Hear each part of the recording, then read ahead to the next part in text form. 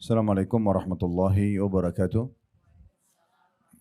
Alhamdulillah, selalu saja lisan kita memuji dan memuja Allah subhanahu wa ta'ala dengan penuh keyakinan sebagai seorang muslim kalau kalimat Alhamdulillah adalah kalimat penghubung antara kita dengan Allah dan Allah telah menjadikannya sebagai kalimat bersyukur atau berterima kasih yang dengannya Allah kekalkan dalam surah Ibrahim bagi yang bersyukur la in syakartum la azidannakum.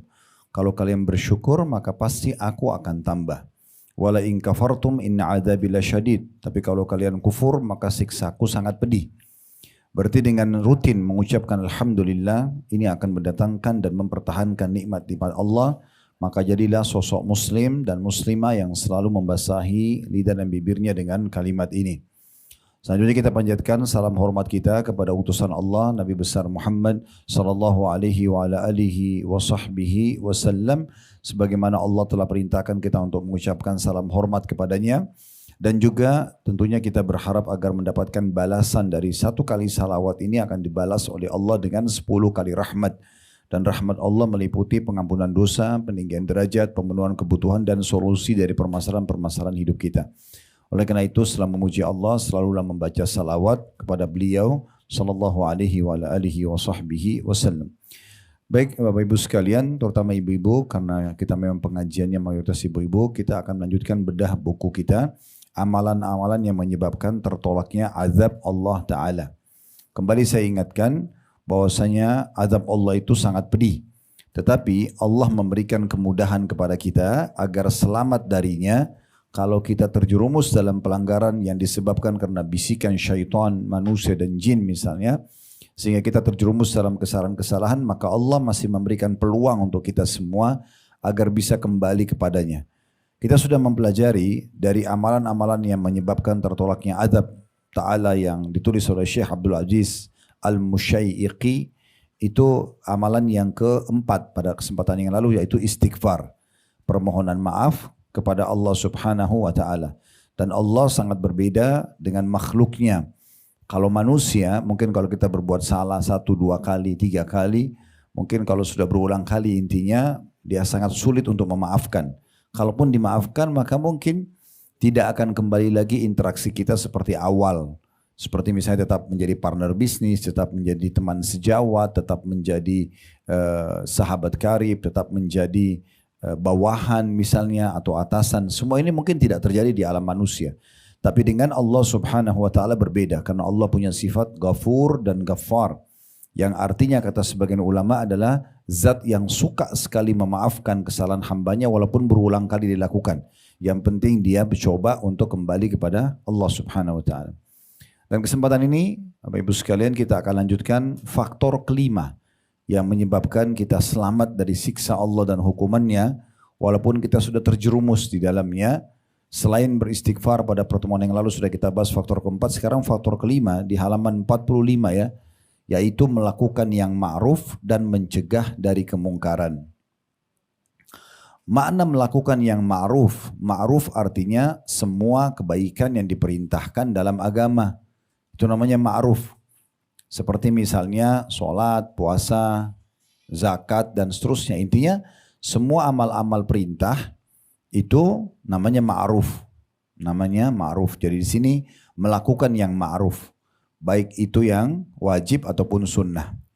Berikut juga kita mengajak orang untuk melakukan yang ma'ruf.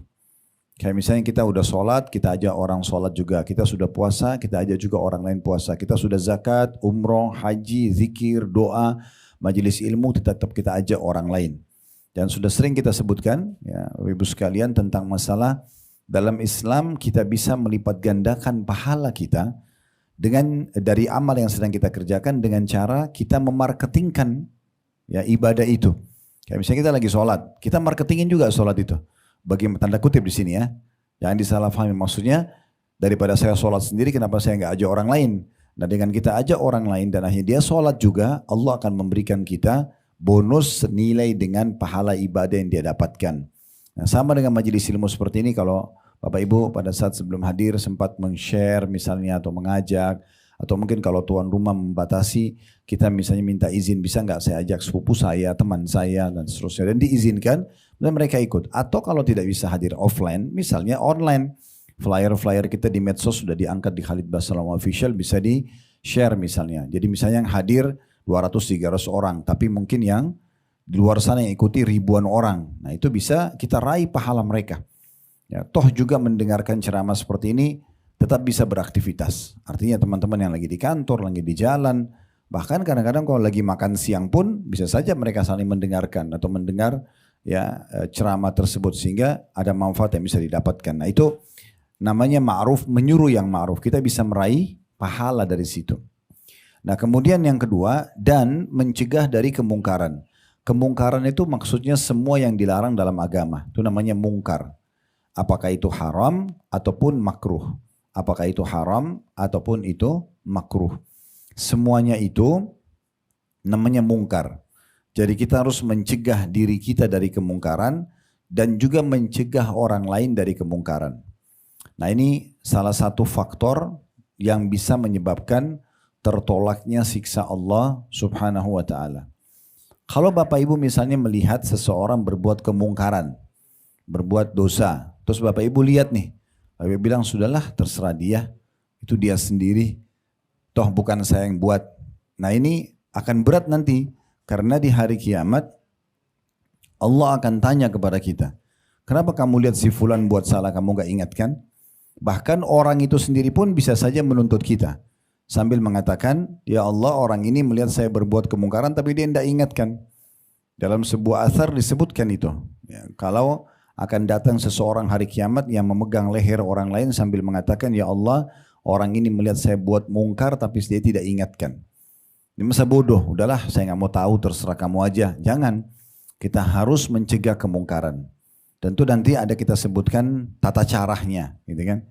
Kalau bisa dengan kekuatan tangan, kita lakukan dengan tangan. Seperti orang yang punya power, orang tua pada anak-anak misalnya, atau suami pada istrinya, atau atasan pada bawahannya, atau pemerintah pada masyarakat misalnya, dia atau mereka ini yang punya power menegakkan, nggak boleh loh buat begini, kalau kamu lakukan saya akan hukum misalnya, contoh. Nah itu namanya juga mencegah kemungkaran dengan tangan. Kalau tidak bisa maka dengan lisan, nasihatin orang lain. Kalau tidak bisa maka dengan hati, kata Nabi SAW, dan itu selemah-lemah iman. Maksudnya doakan semoga Allah hilangkan kemungkaran tersebut. Nah seperti itu kurang lebih faktor yang kelima yang bisa, ini garis besarnya dulu, bisa mencegah kita dari siksa Allah. Kalau kita selalu melakukan yang ma'ruf dan mencegah dari yang mungkar. Ya. Ada sebuah riwayat yang sahih, riwayat Bukhari, kata Nabi SAW, perumpamaan kalian dengan orang-orang yang berbuat dosa, itu seperti sekelompok kaum atau sekelompok orang yang sedang berada di atas satu kapal laut. Jadi kita sama pelaku dosa ada di dalam satu kapal laut. Tapi mereka di bagian bawah kapal, pelaku kebaikan di bagian atas kapal. Nah setiap kali orang-orang yang berbuat kemungkaran ini yang ada di dak kapal di bagian bawah, mau ambil air, mereka selalu naik ke atas. Sehingga melewatin orang-orang baik ini. Nah mereka akhirnya risih. Mereka mengatakan, kata Nabi SAW, daripada kita bolak-balik ambil air ke atas, kita selalu lewatin orang-orang itu, udah kita jebol aja kapal dari bawah. Jadi dari dak itu kita jebolin buat lubang, nanti kita bisa ambil air. Kata Nabi Muhammad SAW, kalau kalian biarkan mereka menjebol kapal itu, kalian akan tenggelam semuanya. Ada sebuah hadis Bukhari, kata Nabi SAW, pernah Allah mengutus Jibril alaihissalam untuk datang ke satu negeri menghancurkan negeri itu. Karena sudah terlalu banyak kemungkaran di situ. Dan mereka tidak mau engah dengan peringatan yang datang. Dinasehatin gak mau dengar, diajak taubat gak mau dengar, tinggalkan kesalahan tidak mau dengar. Siapapun yang memberikan masukan mereka tidak mau dengar, maka Allah binasakan negeri itu. Nah satu waktu Allah utus Jibril untuk membinasakan negeri itu. Tapi rupanya Jibril waktu datang ke sana, Jibril menemukan ada satu orang soleh. Jibril kembali kepada Allah mengatakan, ya Allah, sesungguhnya di negeri yang engkau suruh aku binasakan itu ada satu hambamu fulan. Dia sangat soleh. Maka kata Nabi SAW, Allah berfirman kepada Jibril, mulai siksaan pada dia.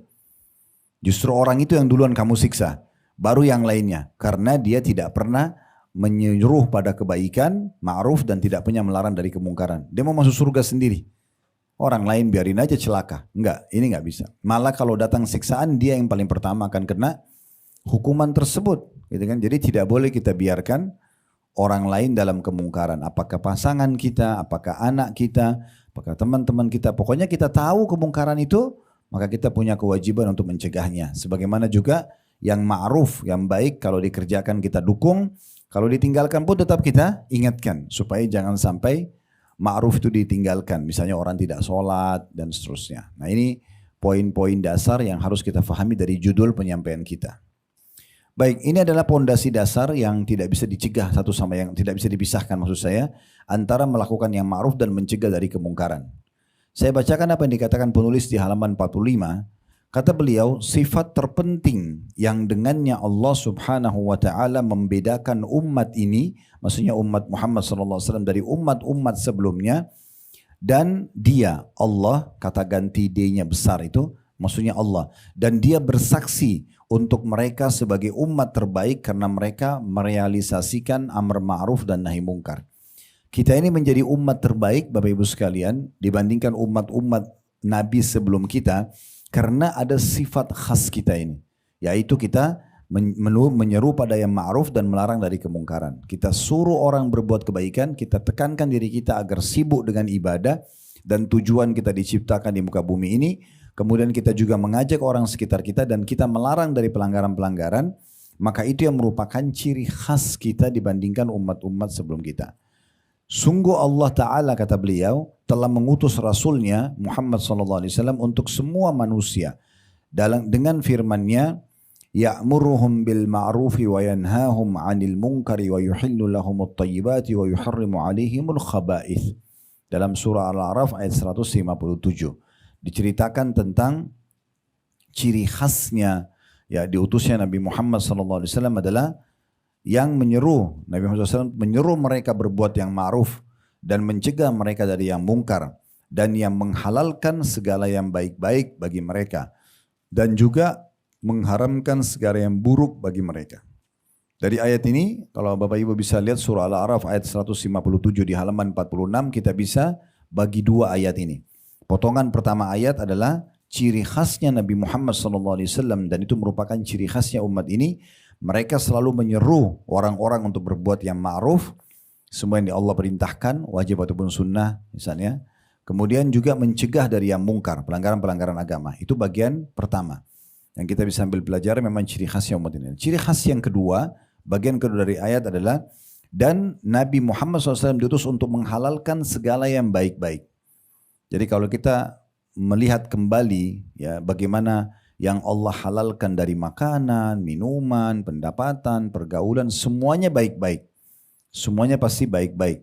Bahkan Allah kaitkan antara halalan thayyibah. Halal boleh dan thayyibah artinya berkualitas. Ayam halal. Tapi kapan dia bangkai, kapan dia basi, dia tidak thayyib, nggak boleh dimakan. Nah, jadi Islam betul-betul datang menjaga itu. Semua yang baik-baik dihalalkan. Tentu ini yang baik di mata Allah Subhanahu wa taala. Kalau ada yang mengatakan, tapi kan babi itu mungkin baik di mata sebagian orang, itu di sebagian mereka. Tapi dengan izin Allah Subhanahu wa taala sudah diadakan survei dan penelitian, ditemukan babi itu sangat buruk buat kesehatan manusia. Sangat buruk buat kesehatan manusia. Maka di sini dikatakan dan mengharamkan segala yang buruk bagi mereka. Pernah terjadi dialog antara seorang syekh di negeri Syam dengan seorang pastor Katolik. Awal naik di podium, pastor ini bilang begini, saya mau menanyakan kepada kalian umat Islam, kalian melarang pengikut kalian untuk menyembah berhala. Nggak boleh nyembah patung, nggak boleh nyembah pohon yang disembah selain Allah. Tapi kalian sendiri semuanya menghadap ke Ka'bah. Ka'bah itu juga batu. Yang kedua, kalian melarang umat Islam untuk makan babi. Maka kami tidak temukan ada masalah dalam babi. Dia sama saja dengan hewan-hewan lain. Kenapa harus diharamkan? Walaupun dalam agama Nasrani kalau kembali kepada rujukan ayat-ayat Injil yang sahihnya belum terhapus, itu pasti akan ada pengharaman babi ini. Karena ini bukan hanya untuk Nabi Muhammad SAW. Lalu kata syekhnya, apa Anda sudah selesai? Dia bilang iya sudah. Kata syekhnya, kalau masalah yang pertama kami sujud menghadap Ka'bah, ketahuilah kami ini adalah sekelompok manusia yang patuh pada perintah Tuhan kami. Kami sujud menghadap Ka'bah bukan karena Ka'bahnya, bukan karena bangunannya, tapi karena ada perintah Allah. Kalau perintah Allah kami sujud ke laut, kami akan sujud ke laut. Ke pohon, kami sujud ke pohon. Dan tidak ada satupun umat Islam yang akan mengkultus Ka'bah itu. Ya, jadi Ka'bah adalah rumah biasa. Bangunan biasa, makanya kalau rusak bangunan ini direnovasi oleh kerajaan Saudi. Dia adalah simbol kiblat ya, untuk umat Islam dan dia adalah rumah Allah di muka bumi. Maksudnya Allah jadikan itu sebagai istilah rumahnya, Baitullah. Dari situ bukan Allah tempati, tapi Allah jadikan sebagai rujukan umat Islam agar mereka menghadap kiblat, menghadap Tuhannya ke sana. Nah gitu. Jadi bukan menyembah Ka'bahnya. Makanya Umar bin Khattab radhiyallahu anhu itu pernah tawaf. Pas tiba di depan Hajar Aswad, batu hitam yang dekat pintu Ka'bah, yang biasanya kita pasti kasih isyarat tangan atau menciumnya, maka dia mengatakan dengan suara keras di musim haji. Kebetulan Umar bin Khattab ini orangnya sangat tinggi secara postur tubuh, maka beliau mengatakan, wahai Hajar Aswad, sambil bicara menghadap Hajar Aswad, dia ingin jemaah haji dengar pada saat itu. Sesungguhnya saya tahu kamu batu biasa, tidak bisa memberikan manfaat dan mudarat. Kalau bukan saya melihat langsung Rasulullah SAW menciummu, saya tidak akan menciummu. Artinya, kami mencium kamu ini karena Rasulullah cium, bukan karena yang lainnya. Jadi tidak lebih daripada itu. Maka ini sekaligus juga mengingatkan sebagian orang-orang kita dari Indonesia sering datang ke Mekah, gunting-gunting kiswah Ka'bah, ya, sampai ada yang pernah dipenjara, gitu kan? Itu sampai di expose di berita di Saudi, itu kan memalukan juga buat kita. Ya. Jadi diambil dengan alasan kiswah Ka'bah itu nanti akan memberikan keberkahan, kesembuhan dan segala macam. Padahal kiswah Ka'bah dibuat oleh pemerintah Saudi untuk menghormati dan memuliakan Ka'bah, dikasih bajunya gitu ya. Itu sudah terjadi dari sebelum Nabi Muhammad SAW lahir dan Nabi tidak larang. Maka sampai sekarang turun-temurun selalu dilakukan.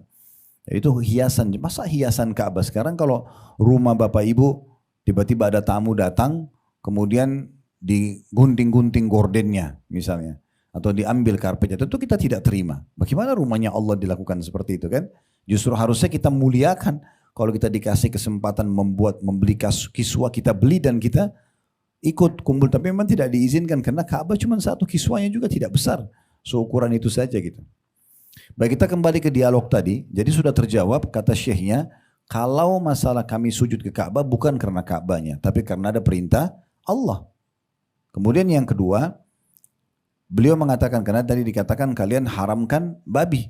Sementara saya tidak ada masalah dengan babi. Dan ini pastor sempat bilang, sempat dia mengatakan dengan alasan babi itu makan kotoran, kan babi suka makan kotoran. Jadi kalau babi itu, naudzubillah babi itu sekarang kalau dikasih daging atau sayuran dengan sebelahnya ada kotoran manusia, mungkin dia pilih makan kotoran manusia. Jadi memang hewan yang berbeda gitu ya. Makanya Allah ciptakan untuk Allah jadikan ujian bagi hambanya. Ini loh hewan saya larang ya, jangan. Ini namanya dalam bahasa Indonesia, ini namanya dalam bahasa Inggris, ini namanya dalam bahasa Arab, jangan disentuh. Nah pastor itu bilang, sementara kalian halalkan ayam, dan ayam itu juga makan kotoran. Kadang-kadang ayam juga makan kotoran, menurut bahasa pastor ini. Maka syekhnya mengatakan, tolong panitia naikkan 3 ekor babi di atas panggung, dan setelah itu naikkan 3 ekor ayam. 2 jantan, 1 betina. Terjadi satu pemandangan yang unik di saat itu. Dan ini sudah diadakan penelitian, ternyata betul seperti itu bagi orang yang konsumsi babi. Jadi babi itu jantannya sama jantan, kalau mereka 2 dan 1 betinanya, dan ada salah satunya jantan ingin menggauli jantan yang betina ini, maka jantan sama jantan saling merangsang dulu. Biasanya begitu. Sehingga akhirnya yang terangsang duluan dia menggauli betina itu. Nah ini seperti ada kasus di manusia ini LGBT-nya. Terus kata syekhnya, sudah lihat bagaimana babi itu diturunkan, kemudian dinaikkan ayam. Kalau ayam 2 jantan 1 betina, jantannya berantem dulu. Siapa yang menang, dia pemilik betina itu, dan tidak mungkin betina itu diganggu. Kata syekhnya, sudah lihat, inilah perbedaan kami sama kalian. Kalian seperti babi itu, kami seperti ayam ini. Ya, kami tidak mungkin perempuan kami kalau sudah jadi istri dibiarkan digonta-ganti sama laki-laki lain. Nah ternyata survei ini terjadi. Di beberapa negara Eropa diadakan survei, orang-orang yang tidak bisa langgeng rumah tangganya, orang yang cepat sekali tidak suka sama pasangannya, atau bahkan dia punya masalah kejiwaan dalam masalah biologis, dia mungkin lebih suka untuk bergaul dengan sesama jenisnya, kemudian baru dia gaulin pasangannya. Maka ini biasanya ada pengaruh daging babi di belakangnya. Saya pernah cerita poin ini di ceramah, ada salah satu teman kita peruqyah. Peruqyah suka ngobatin orang, ya, kalau kesurupan, kena sihir segala macam. Kemudian dia cerita, dia bilang ada satu ibu undang saya ruqyah, tapi agak unik ibu ini cerita. Ibu ini bilang, tolong diruqyah suami saya karena suami saya ada masalah. Teman saya tanya, masalahnya apa? Dia bilang selalu kalau dia mau bergaul biologis sama saya, dia panggil temannya, laki-laki lain, untuk sama-sama menggauli saya. Tapi selama ini saya selalu menolak. Maka teman saya ini cerita, dia bilang, saya tiba-tiba ingat ceramah antum. Coba saya panggil suaminya, minta tolong ngobrol berdua empat mata. Gitu. Kemudian kata teman saya ini tiba-tiba langsung mengatakan, Pak, maaf Pak, saya mau tanya. Apa yang ibu cerita itu benar? Dia bilang iya. Apa bapak selama ini makan babi? Pertanyaan langsung begitu. Kaget dia. Kok Ustadz bisa tahu? Iya. Bapak jawab aja. Selama ini suka makan babi nggak? Dia bilang iya. Kata orang itu iya. Subhanallah di lapangan pun terbukti seperti itu. Jadi Allah subhanahu wa ta'ala di saat menghalalkan sesuatu itu pasti baik. Dan di saat haramkan sesuatu pasti baik, pasti buruk. Sehingga kita tidak usah repot-repot sebagai seorang muslim mau cari tahu ini baik atau buruk. Allah sudah ajarin.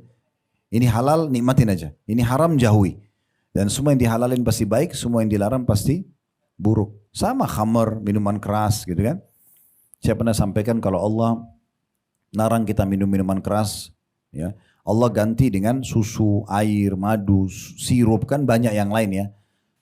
Yang bisa dinikmatin. Minuman keras itu bahaya sekali. Orang tadinya tidak jahat bisa jadi jahat kalau sudah mabuk. Orang tidak mau membunuh bisa membunuh, tidak mau memerkosa bisa memerkosa kalau sudah mabuk. Makanya disilangkan dengan ummul khaba'ith, induknya keburukan gitu ya.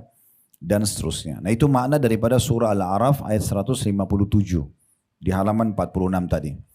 Baik, kita lanjutkan bacaannya. Kata penulis, poros Islam seluruhnya bertumpu pada perintah dan larangan. Jadi ini ditebalin oleh penulis supaya kita faham. Kalau agama ini kita seluruhnya itu adalah perintah Allah dan larangan Allah. Perintah kita kerjakan, larangan kita jauhi.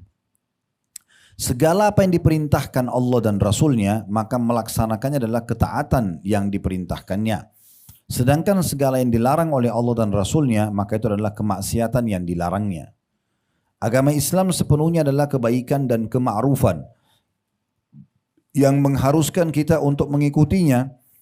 Jika manusia keluar dari kebaikan ini atau menyelisihinya, berarti ia melakukan kebalikannya, yaitu keburukan atau kemungkaran yang wajib dicegah.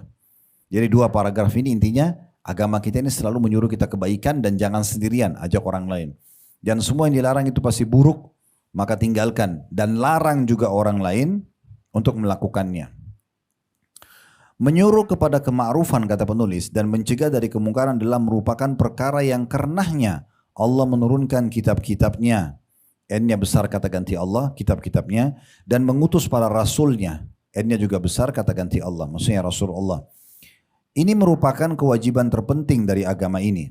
Jadi semua kitab turun, Suhuf Nabi Ibrahim, Taurat Nabi Musa, Zabur Nabi Daud, Injil Nabi Isa, dan Quran Nabi Muhammad SAW, semuanya isinya itu adalah menyuruh pada kema'rufan dan melarang dari kemungkaran. Jadi disuruh mengerjakan perintah Allah dan disuruh jauhi apa yang Allah larang. Kata beliau, ini merupakan kewajiban terpenting dari agama ini. Karena itu Allah menyebutkannya di lebih dari satu ayat.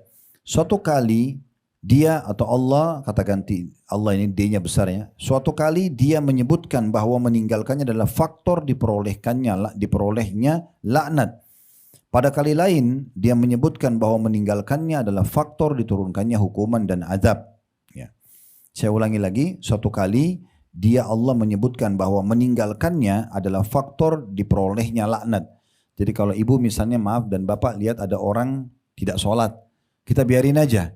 Sebenarnya itu ada penjelasan dalam ayat Al-Quran bisa mendatangkan laknat, bisa mendatangkan murka Allah. Gak boleh kita biarkan. Dan pada kali lain, dia Allah menyebutkan bahwa meninggalkannya sengaja tidak mau amar ma'ruf nahi mungkar adalah faktor diturunkan hukuman dan siksa. Jadi jangan pikir kita selamat kalau kita membiarkan orang dalam kesalahan, tidak. Walaupun perlu Bapak Ibu garis bawahi ya, amar ma'ruf nahi mungkar wajibnya yang pertama saja. Wajibnya yang pertama saja. Misalnya suami ibu nggak sholat, lalu ibu bilang, sholat lah itu kan wajib. Nah, satu kali aja ibu sampaikan, hari kiamat ibu sudah lepas dari tanggung jawab. Yang kedua, yang ketiga, yang ke-100 itu sudah sunnah. Yang penting sudah pernah diingatkan. Tapi yang jadi masalah kalau ibu dan bapak sama sekali tidak pernah ingatkan. Tadi saya sudah kasih contoh. Bagaimana Jibril AS didatangkan oleh Allah untuk menghancurkan satu negeri.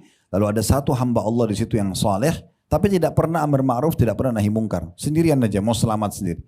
Maka Allah bilang kepada Jibril, mulai siksa dari dia. Nah, dia tidak pernah menyeru pada kebaikan dan tidak pernah melarang kemungkaran.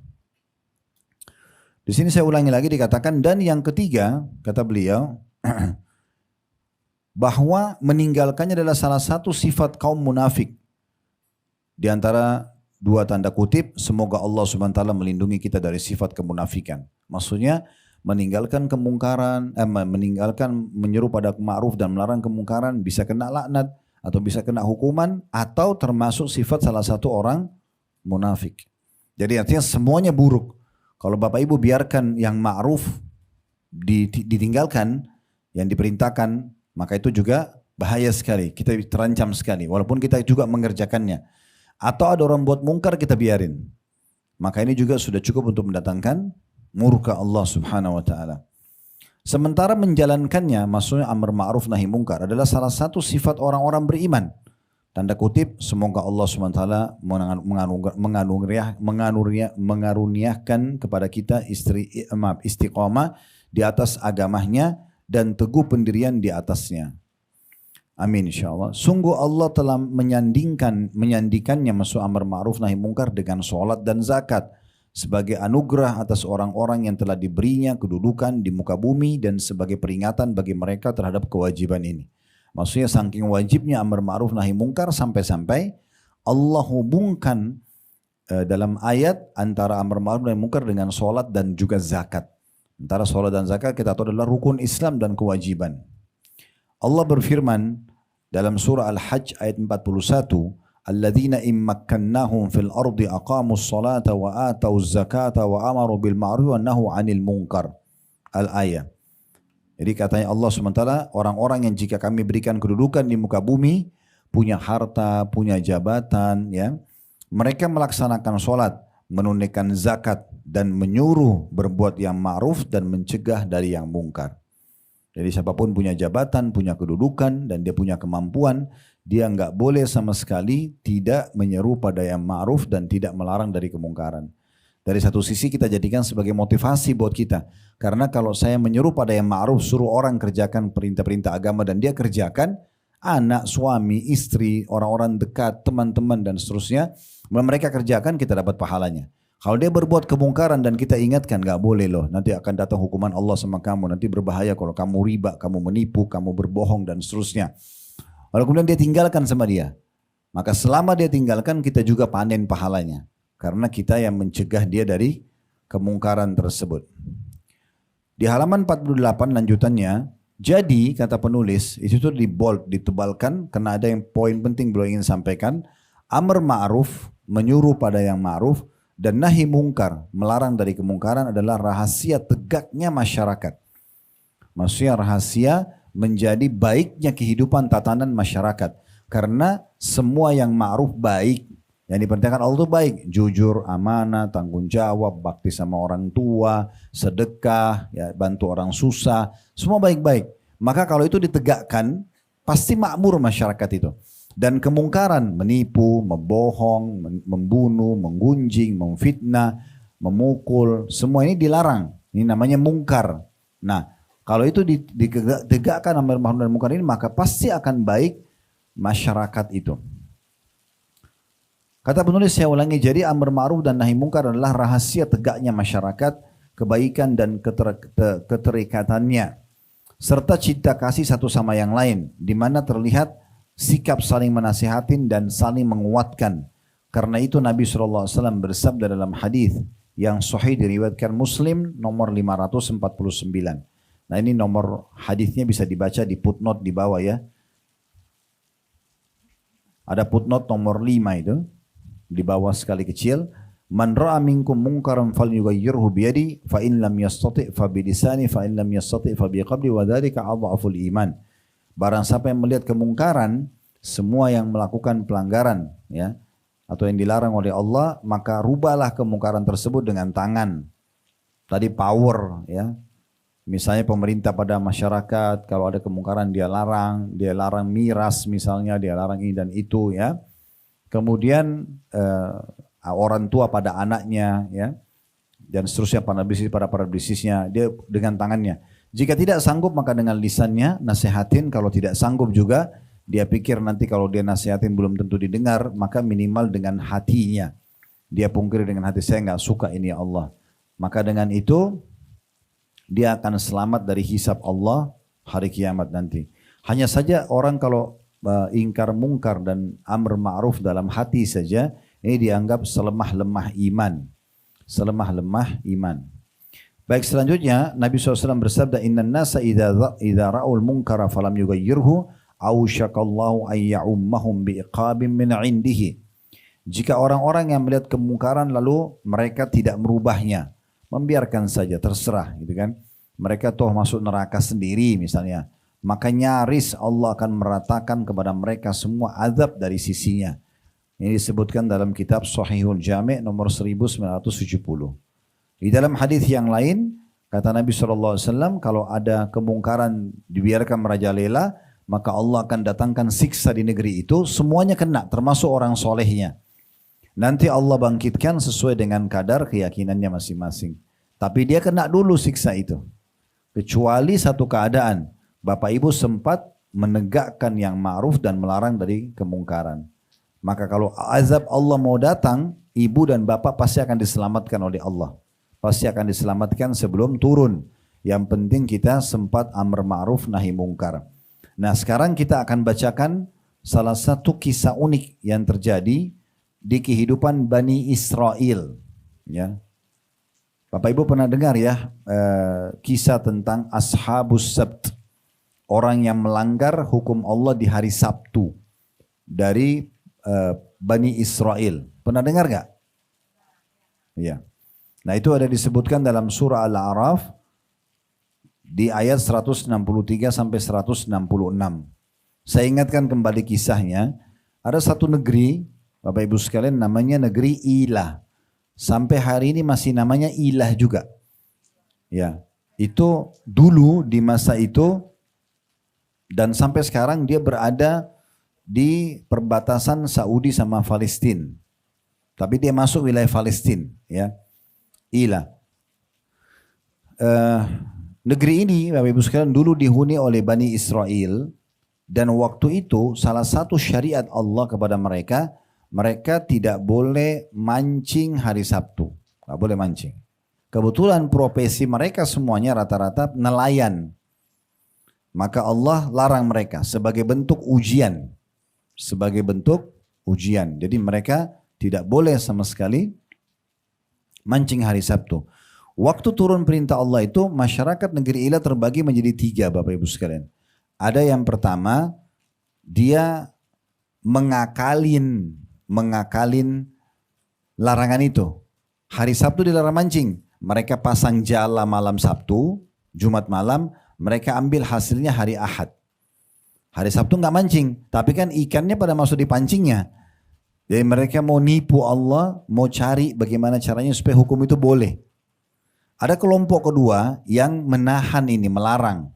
Mereka tegakkan ma'ruf dan melarang kemungkaran. Mereka bilang nggak boleh loh, nanti Allah marah sama kalian. Ini kelompok yang kedua. Kelompok yang ketiga, ini unik nih. Mereka juga orang-orang beriman, tapi mereka bukan melarang kelompok pertama.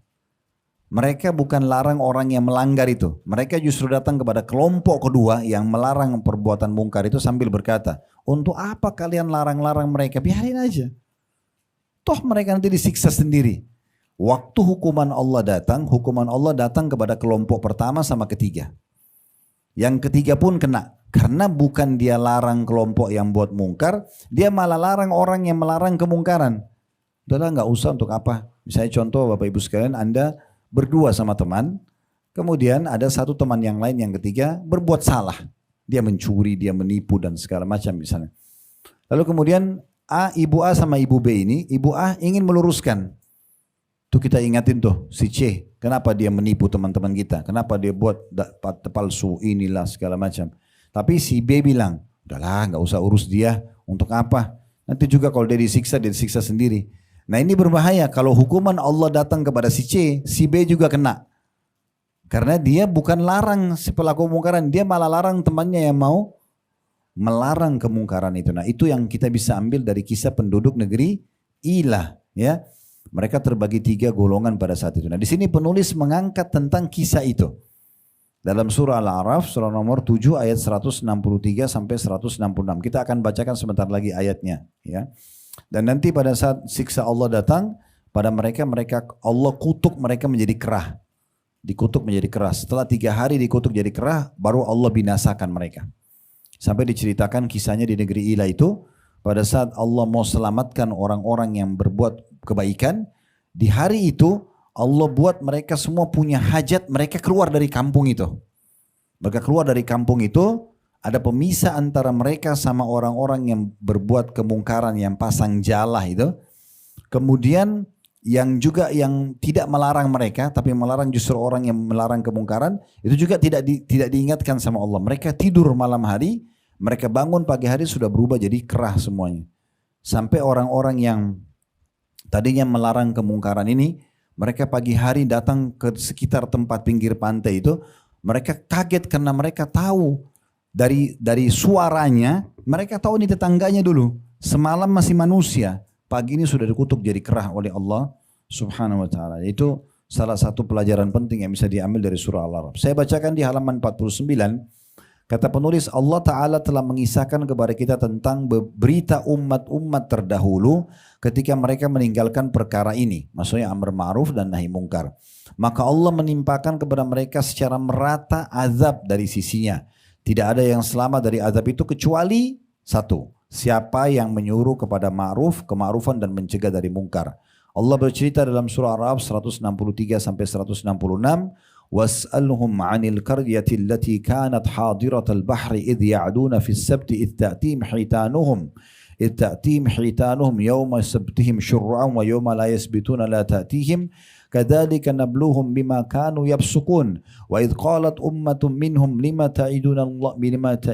تعيذون قوما الله مهلكهم أو معذبهم عذابا شديدا قالوا معذرة إلى ربكم ولعلهم يتقون فلما نسوا ما ذكروا به أنجينا الذين ينهون عن السوء وأخذنا الذين ظلموا بعذاب بئيس بما كانوا يفسقون فلما عتوا عما نهوا عنه قلنا لهم كونوا قردة خاسئين. Dan tanyakan kepada Bani Israel, wahai Muhammad, tentang negeri yang terletak di dekat laut. Inilah negeri Ilah tadi saya bilang namanya ya. Ketika mereka melanggar aturan pada hari Sabtu. Yaitu hari Sabtu tidak boleh mancing mereka pada saat itu. Yaitu ketika datang kepada mereka ikan-ikan yang berada di sekitar mereka terapung-apung di permukaan air. Padahal pada hari-hari yang bukan Sabtu, itu Sabtu ya. Itu terjemahannya, cetakannya salah itu. Ditulis Sabat di situ ya. Padahal pada hari-hari yang bukan Sabtu, ikan-ikan itu tidak datang kepada mereka. Jadi subhanallah, waktu mereka langgar perintah Allah, mereka sengaja pasang jaring di hari Jumat malam, mereka ambil ikannya hari Ahad. Di hari Sabtunya sebagai ujian, Allah lipat gandakan ikan. Sampai dalam beberapa riwayat disebutkan ikan-ikan itu mengapung, sampai mereka bisa pegang ikan yang biasanya di tengah lautan, susah untuk didapat. Sebagai bentuk ujian kepada mereka. Ya. Jadi kadang-kadang Bapak Ibu sekalian ada keadaan-keadaan di mana kita mudah sekali misalnya untuk ngambil uang, untuk manipulasi data, untuk berbohong. Itu sebagai ujian. Jangan dianggap itu prestasi. Ya, sebagai ujian. Disitulah dibutuhkan kesabaran kita. Karena sabar dalam 3 hal dalam kehidupan kita. Yang nanti pada saat kita masuk ke dalam surga, malaikat akan mengatakan, ya, bima sabartum. Kalian masuk ke dalam surga ini karena kalian sabar. Kata ulama, sabar dalam 3 hal. Sabar yang pertama, yaitu sabar dalam mengerjakan ketaatan Allah. Duduk di majelis ilmu seperti ini, sholat malam, tutup aurat. Pokoknya ketaatan Allah itu butuh kesabaran. Kemudian yang kedua, sabar dalam meninggalkan maksiat. Nah ini setiap kali ada peluang, jangan diraih, tapi berusaha untuk bersabar, kontrol diri kita. Karena semua kita pasti punya peluang untuk bohong, untuk menipu, untuk membunuh, untuk berzina dan seterusnya. Tapi bagaimana dia sabar? Kemudian yang ketiga, sabar atas ujian harian. Kebanyakan orang berpikir sabar itu hanya ujian harian. Kalau sakit, kalau diganggu orang, itu bagian nomor 3 dari sabar.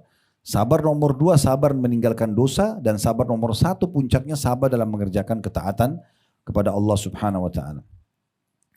Nah pada saat itu Allah uji mereka, karena mereka mau langgar, maka Allah sengaja hari Sabtu datangkan ikan-ikan yang banyak yang mereka bisa jangkau dengan tangan mereka. Demikianlah kata Allah, kami menguji mereka disebabkan mereka berlaku fasik, karena dasarnya mereka mau melanggar.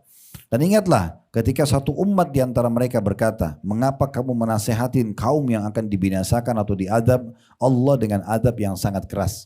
Nah ini yang Allah singgung adalah kelompok tadi yang ketiga, yang mereka tidak melarang kelompok pertama, tapi malah melarang kelompok kedua. Gitu. Dia bilang sama teman-temannya yang melarang kemungkaran ini, mengapa kamu menasehatin kaum yang akan dibinasakan atau diazab oleh Allah dengan azab yang sangat keras?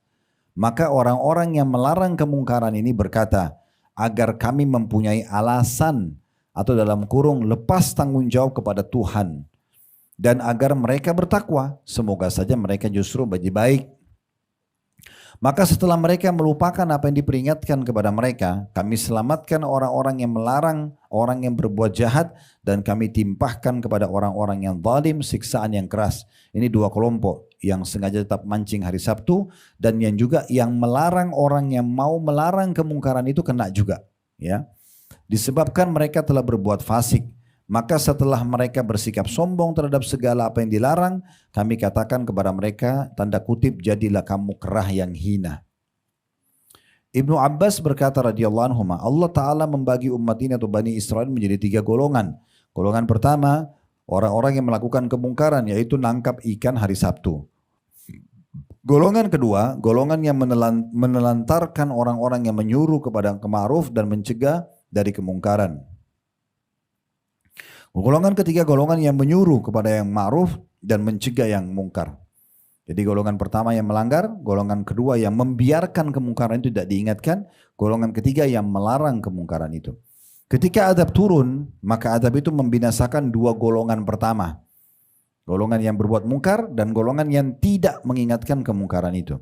Sementara Allah menyelamatkan golongan ketiga dari dirubah menjadi kerah dan babi. Yaitu golongan yang menyuruh kepada yang kema'rufan dan mencegah dari kemungkaran. Sudah cukup mengenai hal itu firman Allah Subhanahu wa taala dalam surah Hud ayat 117.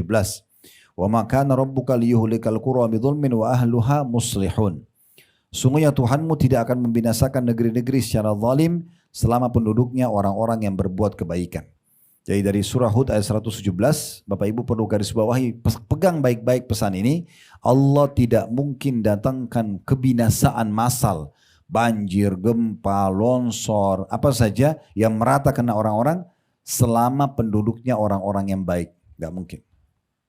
Tapi berarti kalau ada masalah, ya ada datang seperti ini, berarti ada masalah yang merata di masyarakat. Dan mayoritasnya justru berbuat kemungkaran. Nah, ini penting sekali untuk digarisbawahi. Oleh karena itu kita harus tegakkan amar ma'ruf nahi mungkar supaya jangan merata siksaan kena semuanya gitu ya, demi kebaikan mereka. Jadi orang-orang yang berbuat mungkar ini kalau mereka sadar kenapa kita ini memberhentikan mereka dari kemungkaran, maka mereka pasti akan berterima kasih pada kita. Tapi mereka tidak menyadari karena sebenarnya kalau dibiarkan mereka akan kena hukuman dan orang lain juga di sekitar dia kena hukuman. Kemudian beliau mengatakan selanjutnya, yakni orang-orang yang melakukan perbuatan dengan berdakwah atau menyuruh manusia kepada agama Allah. Ini yang akan selamat, tidak kena hukuman Allah SWT. Menyuruh kepada kema'rufan, mencegah dari kemungkaran, dan membimbing manusia untuk beribadah kepada Rabb mereka. Dia tidak mengatakan tanda kutip orang-orang saleh, karena kesolehan individu ada kalanya tidak berimbas kepada orang selainnya. Adapun muslih, orang-orang yang melakukan perbaikan, maka kesolehannya berimbas kepada orang selainnya dengan dakwah dan keteladanan. Pengaruhnya akan bertahan berabad-abad lamanya disebabkan perbaikan. sebagaimana yang dilakukan para imam kaum muslimin dari kalangan orang-orang yang melakukan perbaikan seperti Imam Ahmad bin Hanbal, Ibnu Taimiyah, Muhammad bin Abdul Wahhab dan para cucunya hingga hari ini. Jadi kalau ibu dan bapak lakukan kebaikan nih, tapi mau sendirian aja, udah deh saya nggak usah suruh suami saya, istri saya, anak saya, masa bodoh dengan mereka, berarti bapak ibu cuma mau buat diri sendiri. Nah yang dalam Islam bukan itu disuruh. Kita harus menyuruh diri kita berbuat baik dan menyuruh orang lain buat baik. Masalah mereka terima tidak terima bukan urusan kita lagi. Tugas kita hanya menyampaikan. Dakwah itu hanya penyampaian, bukan penerimaan. Karena kalau target kita penerimaan Bapak Ibu sekalian ini repot. Karena kalau orang tolak kita kecewa. Tapi kalau target kita penyampaian kita tidak akan pernah kecewa. Karena kalau ditolak kali ini dia mungkin bisa terima nasihat yang kedua, atau nasihat yang ketiga, atau nasihat yang keempat dan seterusnya. Kan begitu. Nah, ini poin yang perlu digarisbawahi. Hendaklah diketahui bahwa siapa yang meremehkan kewajiban ini, tidak mau amar ma'ruf nahi mungkar, atau melakukan kebalikannya, justru dia yang mendukung kemungkaran. Ada orang gitu kan, udah enggak apa-apa sini sama saya pergi diskotik, nanti saya yang tanggung dosa kamu. Ya, atau dia yang traktir hotel perzinahan temannya, atau dia yang traktir minuman kerasnya, dia malah menegakkan kemungkaran itu. Dia malah dukung. Nah ini bahaya sekali nih. Hendaklah diketahui kata beliau bahwa siapa yang meremehkan kewajiban ini atau melakukan kebalikannya, dia malah menegakkan kemungkaran dan melarang ma'ruf. Ya, dia larang orang sholat dan seterusnya. Maka sungguhnya dalam dirinya terdapat salah satu dari sifat munafik. Bahkan ia adalah seorang munafik. Allah berfirman, Al-munafiquna wal munafiqatu ba'duhum min ba'd. Ya'muruna bil munkari wa yanhauna 'anil ma'ruf. Orang-orang munafik laki-laki dan perempuan itu satu sama yang lain adalah sama. Mereka menyuruh berbuat yang mungkar dan mereka mencegah perbuatan yang ma'ruf. Surah At-Taubah ayat 67. Jadi orang beriman mereka menyuruh pada kebaikan, ayo kerjakan sholat, ayo puasa, ayo gini, ayo gitu, ayo gini, ajak teman-temannya semua orang yang dikenal diajak dengan target bagaimana kalau mereka kerjakan dia panen pahala. Semua kemungkaran dinasihati, jangan, nggak boleh, nanti Allah marah, nanti Allah hukum kamu, nanti gini. Terus dikejar supaya jangan melakukan perbuatan kemungkaran itu. Itu orang beriman. Kalau orang munafik terbalik. Semua orang mau kemungkar, mau sholat, udahlah nggak usah, mau pakai jilbab, janganlah, untuk apa, nanti aja. Dia malah larang orang untuk berbuat ma'ruf. Dan orang kalau buat mungkar, oh kamu hebat, kamu gini dan gini. Dikasih ya simbol-simbol prestasi kepada orang yang berbuat kemungkaran. Itu sifat orang munafik. Itu yang Allah sebutkan dalam surah At-Taubah ayat 67. Orang-orang munafik laki-laki dan perempuan satu sama yang lain adalah sama. Mereka justru menyuruh berbuat kemungkaran dan mencegah perbuatan yang ma'ruf. Karena itu kita semua berkewajiban untuk mendukung kewajiban dari agama kita ini dan menopangnya beserta orang yang menjalankannya. Kita dukung juga orang-orang yang menjalankan itu. Kita mendukung mereka dengan dukungan moral dan material.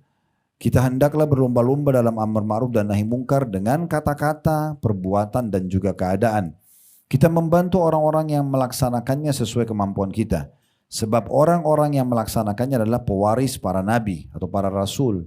Kalau ada yang ibu dan bapak lihat ada orang yang suka ajak orang sholat, ajak ke pengajian, yang larang orang berbuat dusta, berzina dan segala macam. Itu berarti dia seperti pewaris nabi. Karena memang nabi tugasnya itu. Dan sebaik-baik orang yang dijanjikan dengan pertolongan, kemenangan, dijadikan sebagai khalifah di muka bumi atau pemimpin, mendapatkan rasa aman dan keberuntungan, ya, adalah orang-orang yang mengikuti para rasul tadi. Para rasul tidak diutus melainkan untuk menyuruh kepada kema'rufan dan mencegah dari kemungkaran. Ya, lalu beliau mengatakan, kita memohon kepada Allah Ta'ala yang maha luhur lagi maha kuasa, semoga menolong agamanya, meninggikan kalimatnya dan menjadikan kita termasuk para penolongnya lagi mengamalkannya. Ada poin penting Bapak Ibu sekalian perlu kita garis bawahi. Perbuatan dosa itu kalau dibiarkan di satu komunitas, misal contoh Bapak Ibu lagi rame-rame kumpul komunitas. Ada di situ orang yang Bapak Ibu biarkan berbicara mungkar. Misalnya dia bicara tentang perzinahannya, dia bangga dengan pencuriannya, dia cerita tentang dia pernah membunuh orang dan segala macam. Dan Bapak Ibu biarkan. Itu ibaratnya seperti orang kalau lagi mau makan, itu menunya. Jadi kalau Bapak Ibu lagi duduk sama satu komunitas, jangan pernah biarkan orang fasik, orang ahli maksiat bicara, jangan. Apalagi memulainya, ibu dan bapak yang mulai. Daripada dia cerita perzinahannya tadi malam, dia cerita tentang diskotiknya tadi malam, tentang ini dan itunya, lebih baik ibu yang mulai bercerita. Ibu yang menyampaikan dan bapak menyampaikan, kemarin tuh saya dengar ceramah ada masalah ini loh. Itu seperti kita lempar menu makanan. Nanti itu akan menjadi bahan pembicaraan. Dan ini poin penting. Karena kapan dibiarkan itu bisa menjadi virus. Kalau dari 30 orang yang hadir, cuma satu saja pelaku fasik maksiat ini, sudah cukup bisa mempengaruhi, itu bisa 50% atau bahkan semuanya terpengaruh dengan kemungkaran tersebut. Itu bisa menjadi virus, ya. Jadi nggak boleh dibiarkan. Tapi kalau dari awal kita luruskan, maka itu pasti akan baik sekali. Itu akan baik sekali. Di Saudi itu ada kelompok Hizbah. Hizbah itu khusus untuk amar ma'ruf nahi mungkar. Bahkan kalau tidak salah mereka punya kementeriannya itu. Ya biasa kalau waktu sholat tiba, ada mobil yang jalan mereka panggil ayo sholat ya. Saya tidak tahu kalau sekarang ada perubahan, tapi di masa saya masih di sana dulu, apalagi masih mahasiswa itu, nggak mungkin ada orang yang di pinggir jalan nggak sholat. Pasti dikejar sama mereka, pakai mobil, pakai mic lagi. Kamu yang di sana kenapa nggak sholat? Ayo turun ke masjid, laki-laki digituin. Jadi mereka juga malu, digituin. Di pasar itu selalu ada di pasar satu orang pakai mishlah, pakai kayak jubah, gitu. Di sebelahnya kiri kanan ada polisi. Saya dulu nggak tahu tugas apa mereka waktu masih mahasiswa. Terus saya tanya, apa tugas mereka ini? Katanya ini bagian daripada amar ma'ruf nahi mungkar. Jadi mereka tuh keliling melihat di pasar kalau sudah ada perempuan-perempuan yang kelihatan gayanya kayak nggak benar, kasih nomor telepon laki-laki atau laki-laki mulai tegur perempuan yang ini bukan transaksi jual beli. Kelihatan kan dari bahasa tubuh mereka mungkin mereka itu mau berbuat kemungkaran. Itu langsung ditangkapin. Ditangkapin, dipanggil ke kantor, kalau yang perempuan dihadapi sama polisi perempuan, laki-laki sama laki-laki, lalu dipanggil walinya, orang tuanya, suruh nasehatin. Pernah di kota Madinah ada salah satu teman saya, kebetulan kerja di bagian itu, dia cerita, mereka lagi jalan di padang pasir, ditemukan ada perempuan sama laki-laki lagi berduaan. Masih muda, di padang pasir, jauh, gak ada yang lihat. Dia tidak tahu kenapa Allah datangkan mereka ke situ, terus mereka tangkap, dibawa pulang, dibawa ke kantor. Ternyata betul itu mereka pacaran, laki-laki sama perempuan. Itu dibawa ke kantor, yang perempuan dipanggil walinya, ayahnya ini anak kamu begini-begini. Yang laki-laki juga sama. Akhirnya mereka terasa terawasi. Mereka nggak berani lagi buat, karena ketahuan pemerintah turun tangan, orang tuanya juga dinasehatin untuk menjaga itu. Itu contohnya. Nah, kalau kita kan malah terbalik sekarang ya. Silakan nak, enggak apa-apa. Nah, silakan kemana ini? Diajak ke bioskop, diajak ke kuburan. Segala macam untuk melakukan perzinahan, ini bahaya, ini malah orang tuanya dapat dosanya gitu kan. Jangan dibuka pintu-pintu itu. Mau sama anak saya silakan, lamar nikah, selesai. Gitu kan. Dan saya sudah pernah bilang Bapak Ibu sekalian ini penting sekali untuk kita pegangi. Untuk menikah, kalau orang setelah menikah, setelah berumah tangga, disitulah ta'aruf yang sebenarnya. Itu perkenalan yang sebenarnya di situ. Mulai selesai akad nikah sampai salah satunya meninggal. Pernah lihat nggak ada nenek-nenek, kakek-kakek masih sering bertengkar. Padahal sudah 30 tahun mungkin berumah tangga. Karena masa proses kenalannya masih berjalan. Jadi kenalan itu bukan sebelum akad nikah. Setelah akad nikah, itu baru perkenalan yang benar. Makanya banyak orang pacaran 10 tahun, 2 bulan nikah cerai.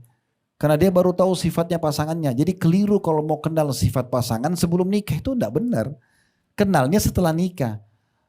Ya, jadi para sahabat Nabi itu sudah, dan orang-orang soleh dulu mereka caranya ambil resepnya Nabi. Nabi kan bilang, ya dahulukan agama, hidupmu akan bahagia. Begitu.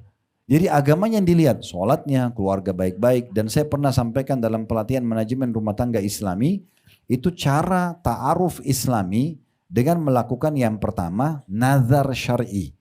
Melihat secara agama yang dibolehkan. Kalau perempuan wajah dan telapak tangannya cukup. Itu sudah mewakili. Dan bukan berdua-duaan tapi depan walinya.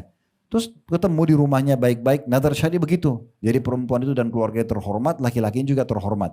Datang mau melamar, terus di situlah boleh bertanya. Ya, bagaimana hobi dia, apa kesukaan dia di depan orang tuanya. Bagaimana kalau dia jadi istri, yang perempuan tanya bagaimana kalau jadi suami. Setelah itu mereka simpulkan setelah 2 jam, 3 jam ketemu. Mereka pulang, lalu melihat poin yang kedua, mempelajari ini cara, ini 1 hari Bapak Ibu sudah bisa tahu calon anak mantu atau calon pasangan kita ini baik atau tidak, 1 hari cukup. Dengan cara agama, teori agama begitu. Pertama nazar syar'i, lihat dulu apa yang menarik dari calon pasangan kita. Oh saya suka nggak lihat mukanya, suka sudah selesai. Berarti 1 poin sudah. Nggak perlu suruh buka jilbab, suruh buka baju, ini nggak perlu. Gitu kan? Yang kedua adalah mengenali keluarganya. Nah keluarga ini patokannya kalau dari pihak ayah itu akan menurunkan, mewariskan fisik. Jadi kita ini semua, fisik kita itu dari keluarga ayahnya ibu kita atau ayahnya ayah kita. Pernah lihat nggak suami istri mukanya beda, anaknya juga beda sendiri. Nggak ada yang nggak ikut mirip ibunya, nggak mirip ayahnya. Itu karena ikut kakek-kakeknya dulu sama ayahnya. Itu jalur keturunan, itu semua dari keluarga ayah. Jadi kalau keluarga ayah, calon istri dan calon suami ini memang tinggi besar semua, anaknya begitu nanti. Mungkin ayah ibunya pendek-pendek, anaknya besar-besar semua karena memang dari keturunan itu. Kalau ibu itu karakter, karena ibu kan mentransfer dengan asinya, ya dengan interaksi dengan si bayi kan pada saat di perut, itu karakter. Jadi kenali keluarga secara umum. Oh, keluarga ini baik-baik, terkenal pendidikan, keluarga yang berprestasi, udah cukup, itu sudah cukup. Itu 5 menit cukup, tinggal kumpulin datanya selesai. Yang ketiga, itu baru tanya lingkungannya. Lingkungan ini cuma tanya, misalnya mau nanya, kalau weekend lagi liburan kamu ngapain aja nak? Misalnya calon anak mantu. Oh saya biasa ke diskotik bu. Nah, saya biasa kalau Sabtu Ahad saya di karaoke. Oh kalau ada yang bilang, oh saya Sabtu Ahad urus ibu saya, ada ibu saya bakti. Jadi kalau hari kerja weekday saya kerja, weekend saya urus ibu saya. Oh saya ikut pengajian, oh saya ikut pelatihan peningkatan skill saya misalnya. Ya kan bisa nilai kan. Lingkungan dia kita sudah bisa tahu, oh dia kerja di mana, dia dasar pendidikannya dari mana gitu kan. Kampus yang itu, kampus ugal-ugalan gak itu, atau kampus yang bagus kita bisa tahu. Nah baru yang keempat istikharah, 2 rakaat saja. Tidak usah lama-lama istikharah. Bisa mimpi, bisa tidak mimpi. Selalu kita di Indonesia tunggu mimpi dulu. Enggak. Bisa tidak mimpi. Yang penting habis istikharah, hati tenang, berarti sudah itu hasilnya. Atau kita dapat informasi positif tentang dia. Ada yang sampaikan tentang positif, sudah selesai. Makanya para orang-orang dulu itu mereka melihat hari ini, mereka pelajari hari ini, malamnya sudah suami istri. Enggak ada orang 2 tahun, 3 tahun baru nikah di masa dulu tuh enggak ada. Tapi ranggang rumah tangga mereka. Karena mereka fahami poin ini. Yang jadi masalah kadang-kadang kita tidak mendahulukan agama atau panduan agama dalam masalah ini. Sehingga kita keliru. Berapa banyak semoga Allah berikan hidayah orang tua kita muslim dan muslimah. Mereka dengan bangganya anaknya putus bolak-balik dengan pacarnya. Datang laki-laki bawa anaknya malam minggu. Oke, silakan pergi nak. Silakan pergi kemana? Silakan berzina. Silakan hamil di luar nikah. Orang pergi berdua. Dua-duanya wangi, dua-duanya cantik. Pergi ke bioskop, pergi kemana-mana. Terus gak terjadi sesuatu. Tidak mungkin, tidak masuk akal sehat kan. Berarti orang tuanya sekarang menyuruh kepada kemungkaran. Silakan, tidak apa-apa. Ini bahaya ini. Sifat kemunafikan ada pada diri dia, nggak boleh. Bulan depan datang laki-laki baru. Tetangganya tanya, siapa itu bu? Oh ini pacar baru anak saya. Tidak merasa bersalah. Mana yang bulan lalu anak saya nggak cocok. Gonta-ganti 5-6 pacar nggak apa-apa. Tapi kalau pasang tenda nikahkan anak malu. Kok kenapa malu ini? Menikahkan kan baik gitu kan. Perintah agama, sunnah agama. Lebih baik bapak ibu tambahkan 1 piring makan di atas meja. Anak kita aman dibandingkan kita biarkan dia bergaul bebas di luar sana. Berapa banyak di antara jemaah kami praktekin ini Bapak Ibu sekalian, perubahan total terjadi pada anak-anak mereka. Anak laki-laki tadinya kekanak-kanakan, masih sering keluar malam. Begitu dinikahkan berubah total. Berubah total, mereka sampaikan kepada saya, mereka berubah total. Karena memang merasa muncul tanggung jawab, ada perempuan yang mengawasi dia istrinya, yang sering tanya ibunya sudah berkurang tanggung jawabnya. Kan gitu, itu contohnya. Nah ini beberapa contoh kemungkaran dan ma'ruf yang harusnya kita perhatikan baik-baik. Karena banyak sekali rusaknya tatanan masyarakat kita justru karena ini. Ya, umumnya perselingkuhan terjadi setelah pernikahan karena memang sebelum nikah terbiasa gonta-ganti pasangan. Kalau orang tidak biasa gonta-ganti pasangan sebelum nikah, itu dipastikan akan sangat setia dalam rumah tangganya. Makanya agama didahulukan, orang yang tahu agama tidak akan lakukan itu tentunya. Dan cara mencari orang agama itu di masjid dan majelis taklim. Bukan di karaoke, bukan di diskotik. Gak bakal ketemu orang soleh dan solehah di situ. Gitu kan? Jadi harus hati-hati. Nah kalau sebagai penutup perkataan saya, kalau kita sudah terlanjur dulu berbeda, Bapak Ibu sekalian, jangan wariskan keburukan kita pada anak-anak. Jangan bilang, gak apa-apa nak hamil aja luar nikah, ibu juga dulu gitu. Kan jadi gak baik. Harusnya kalau kita dulu begitu, jangan diwariskan pada anak-anak kita. Kita sekarang umur 40-50 tahun baru bisa baca Quran. Anak-anak kita kalau perlu 10 tahun sudah bisa hafal Quran. Harus tutupi kesalahan kita di mereka. Jangan malah wariskan keburukan, itu kan tidak baik. Ya. Nah ini semua masuk dalam masalah amar ma'ruf dan nahi mungkar. Dan itu banyak contoh dalam masalah ini, tapi hati-hati saja. Terutama dalam masalah anak-anak kita ini karena perlu kita terlepas orang mau katakan kita kolot lah, apalah terserah. Gak penting bagi kita itu. Yang penting adalah kita nanti hari kiamat Allah tanya kita sudah jalankan tugas sebagai orang tua. Kan gitu. Kedepannya insya Allah kita akan lanjutkan faktor ke-6, masalah menjauhi kezaliman. Begitu saja mungkin, semoga saja apa yang kita bahas bermanfaat dan semoga Allah panjangkan umur kita di atas ketaatan kepadanya, kesempurnaan iman, kesempurnaan ilmu dan amal, serta juga Allah menerima seluruh amal-amal yang pernah kita kerjakan, yang sedang kita kerjakan, yang akan kita kerjakan dengan pahala yang sempurna. Semoga seluruh dosa tidak terkecuali besar ataupun kecil, sengaja tidak sengaja yang pernah kita kerjakan dimaafkan oleh Allah Subhanahu wa taala, bahkan diganti menjadi pahala. Dan selalu kita doakan agar negara kita menjadi negara yang aman, tentram, damai. Allah jaga persatuan dan kesatuan juga kemerdekaan kita. Allah karuniakan kita pemimpin sampai nanti menjelang hari kiamat, pemimpin yang baik, yang adil, yang memberikan dan menjalankan tugas dan amanah dengan baik. Juga menjadikan masyarakat Indonesia masyarakat yang selalu gotong royong bersama pemerintah selama bukan kemungkaran atau pelanggaran dalam agama, dan Allah makmurkan negeri kita dan menjadikan juga contoh bagi negara-negara yang lain. Dan selalu kita doakan seluruh kita dimanapun mereka berada yang sedang tertindas, terutama di Palestina dan secara khusus di Gaza. Semoga Allah ikhlaskan niat mereka, terima para syuhada mereka, mulakan Islam di tangan mereka dan tangan kita semua, dan Allah ikut sertakan kita bersama mereka di pahala, baik dengan doa, dengan harta, juga dengan jiwa kita, dan semoga Allah satukan kita semua di surga Firdausnya tanpa hisab, mana disatukan dalam majlis ilmu yang mulia ini. Wassallallahu nabiyina Muhammadin wa alihi wa sahbihi wa sallam, wa akhiru da'wani alhamdulillahi rabbil alamin. Subhanakallahumma bihamdika asyhadu an la ilaha illa anta astaghfiruka wa atubu ilaik. Wassalamualaikum warahmatullahi wabarakatuh.